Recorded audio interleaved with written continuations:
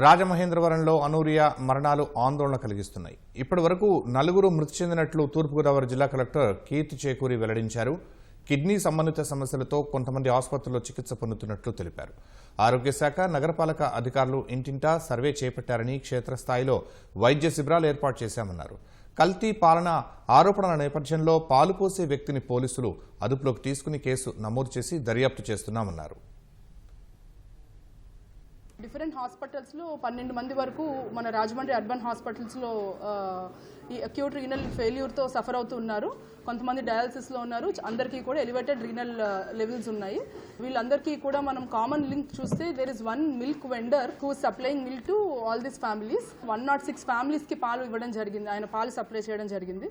ఈ 106 ఫ్యామిలీస్లో కూడా ఎంతమంది అయితే పాలు కానీ, పెరుగు కానీ, టీ కానీ, కాఫీ కానీ కన్జ్యూమ్ చేశారో వాళ్ళందరికీ కూడా బ్లడ్ శాంపిల్స్ నిన్న నైట్ నుంచి తీస్తున్నాము. ఇప్పటి వరకు సుమారుగా 73 శాంపిల్స్ తీయడం జరిగింది, బ్లడ్ శాంపిల్స్. ఈరోజు ఈవినింగ్కి మనకి రిజల్ట్స్, బ్లడ్ శాంపిల్స్ యొక్క రిజల్ట్స్ వస్తాయి.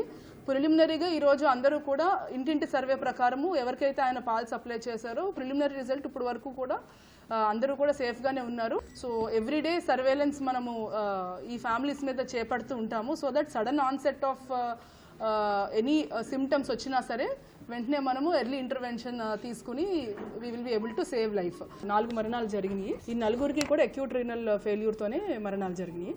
4 పేర్లు కూడా తాడి రమణి, తాడి కృష్ణవేణి గారు, రాధా కృష్ణమూర్తి గారు అండ్ శేషగిరిరావు గారు.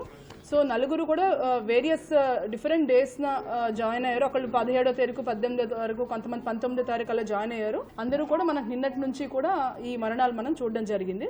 సో సీఎం గారు కూడా దీని మీద నిన్న మాతో రివ్యూ చేయడం జరిగింది. అండ్ స్టేట్ టీం కూడా ఇక్కడ ఉన్నారు, ఇప్పుడు ఎక్స్పర్ట్స్ ఉన్నారు.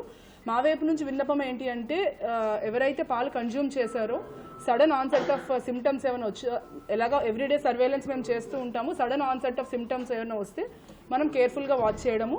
రెండోది, ఇది కమ్యూనికబుల్ డిసీజ్ కాదు, ఇది వాటర్ వల్ల లేదంటే వేరే సమస్య వల్ల వచ్చింది కాదు. కాబట్టి అందరూ ప్రజల్లో భయాందోళనలు చెందకుండా ఉండడానికి మీ ద్వారా మేము విన్నపించుకుంటున్నాం.